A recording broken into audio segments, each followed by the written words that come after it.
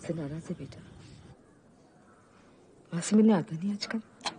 अरे नहीं माँ, ऐसे कैसे हो सकता है? भला मैं तुझसे क्यों नाराज होने लगा? माँ, मैं जब भी यहाँ आता हूँ तुझे दुख देता हूँ।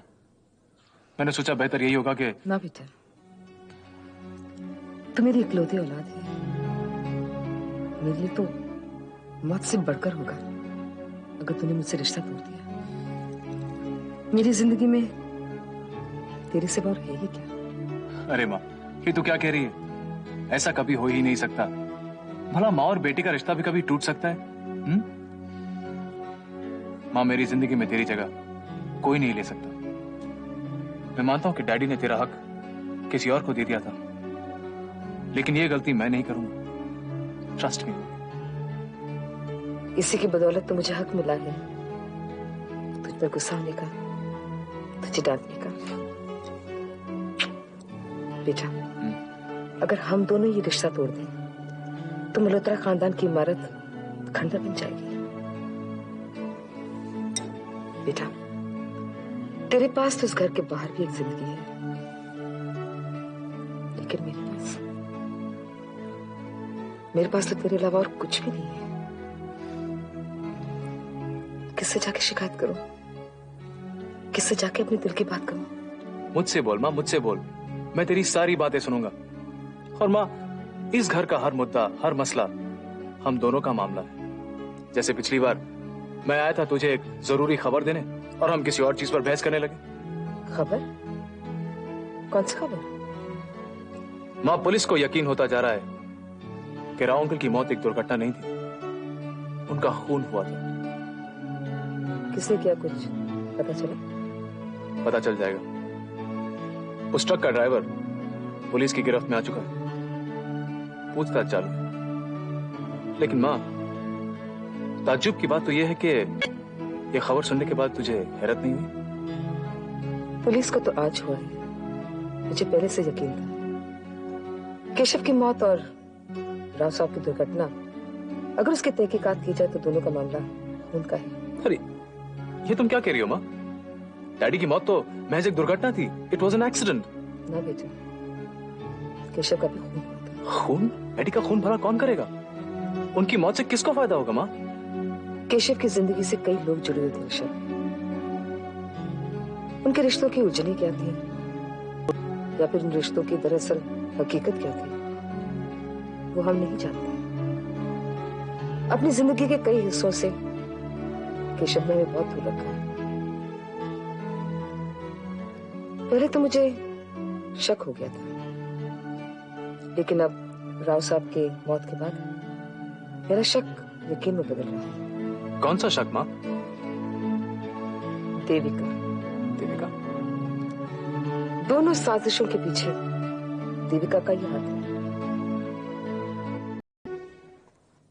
देविका? नामुमकिन, ऐसा कभी हो ही नहीं सकता माँ। सोच समझकर ना की। अरे माँ, भला देविका डैडी का खून क्यों करेगी? उल्टा जब वो जिंदा थे तो खैरात का एक जरिया तो था उसके पास। मुझे पूरा यकीन है कि वो जरूर डैडी से पैसे ऐंठती होगी। मर्द और औरत में जो नाजायज रिश्ता होता है, उस रिश्ते का आधार, उसकी गहराई, उसकी असलियत तू और मैं यहाँ बैठकर नहीं समझ सकते। गुनाह की तरह ये रिश्ते छुप कर निभाए जाते हैं। केशव और देविका में क्या था, वो सिर्फ केशव जानता था या फिर देविका जानती है? अच्छा माँ, मान लो कि डैडी की मौत में देविका का हाथ था, लेकिन राव अंकल, देविका और राव अंकल के बीच में ऐसा क्या था कि देविका उनका खून करती या करवाती?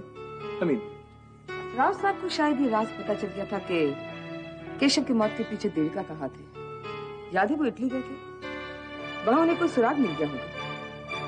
देविका एक्सीडेंट के टाइम पे केशव के साथ गाड़ी में थी। हाँ, और बड़े आसानी से केशव मर जाता है और सही सलामत देविका बच जाती है। नहीं माँ, ऐसा नहीं हो सकता, क्योंकि अगर राव अंकल को इसके बारे में कुछ पता होता तो वो मुझे जरूर बताते माँ। अगर तुझे ऐसा लगता है कि राव साहब तुझे सब कुछ बता देते थे तो ये तेरी बहुत बड़ी गलतफहमी है। जिस दिन उनका एक्सीडेंट हुआ वो देविका को मिलके वापस आ रहे थे, यानी कि दोनों हादसों के वक्त देविका वहां मौजूद थी। और ये 2 बार का इत्तेफाक तो मेरे गले से नहीं उतरता। लेकिन माँ, खून करना या करवाना कोई बच्चों का खेल नहीं है। देविका इतनी बेवकूफ औरत नहीं है। वो अच्छी तरह से जानती होगी कि ऐसी हरकत में उसके हाथ भी जल सकते हैं, और फिर वो दिमागी तौर पर बीमार भी नहीं है कि अपने शौक के लिए लोगों का खून करती फिरे। कोई वजह तो होनी चाहिए माँ। नफरत। नफरत? नफरत एक बहुत बड़ी वजह है जो दिमाग में पर्दा डाल देती है, अंधा कर देती है। माँ तुम कहना क्या चाहती हो माँ? देविका केशव से नफरत करती थी क्योंकि केशव ने स्वेतलाना को वो दर्जा दिया जो देविका खुद अपने लिए चाहती थी। औरत की नफरत का अंदाजा तुझे नहीं हो सकता। औरत की नफरत का अंदाजा बेशक मुझे नहीं है, लेकिन मां यह जरूर हो सकता है कि देविका के लिए तेरी नफरत उसे दोषी ठहरा रही है। तू भी तो उसे नफरत करती हो ना। तो तू क्या चाहता है? मैं इस औरत से प्यार करूं? वो औरत जिसने मेरे पति को। यानी तुम स्वेतलाना और देविका दोनों से नफरत करती हो, और जहां तक मेरा अंदाजा है काफी नफरत करती हो। मां फिर आज तक तुमने उन दोनों का कत्ल क्यों नहीं करवाया? क्योंकि तुम जानती हो कि इसका नतीजा संगीन हो सकता है। मां, एक इंसान का कत्ल करना उतना ही मुश्किल होता है जितना किसी से नफरत कर बैठना आसान होता है। मैं तुम्हारी ये बात बिल्कुल मानने के लिए तैयार ही नहीं हूं कि देविका का उन हादसों में कोई हाथ था। आजकल तेरा रवैया बदल गया। माँ को गलत साबित करके दूसरी औरतों की पैरवी करता है। मैं सब देख समझ रही हूँ। अरे माँ, जो गलत है सो गलत है, चाहे वो तुम ही क्यों ना हो। हाँ, तेरी माँ हो ना, इसलिए गलत हूँ। देखा, घूम फिर कर बात वहीं की वहीं आ गई और तुमने फिर से रोना शुरू कर दिया। कमाल है माँ। और अपने घर में सहन सहन के रहना पड़ता है। तू मेरा कम और दूसरों का ज्यादा हो गया है। स्वेतलाना की बात करती हूँ तो उसकी वकालत करता है। मेधा की बात करती हूँ तो मुझे मुंह बंद करने के लिए कहता है। और देविका की बात करती हूँ तो मैं गलत। अरे माँ, मैं तुम्हें गलत नहीं समझ रहा हूँ, लेकिन तुम्हारी यही आदत मुझे बिल्कुल पसंद नहीं है। जब तुम्हारी बहस कमजोर होने लगती है तुम रोना शुरू कर देती हो। अरे माँ, तुम रो रो कर साबित क्या करना चाहती हो? माँ, मैं तुम्हें यकीन दिलाता हूँ कि इस मामले की तह तक पहुंच के दिखाऊंगा। फिक्र मत करो माँ, सब ठीक हो जाएगा। I promise you. अब आंसू पोंछ लो।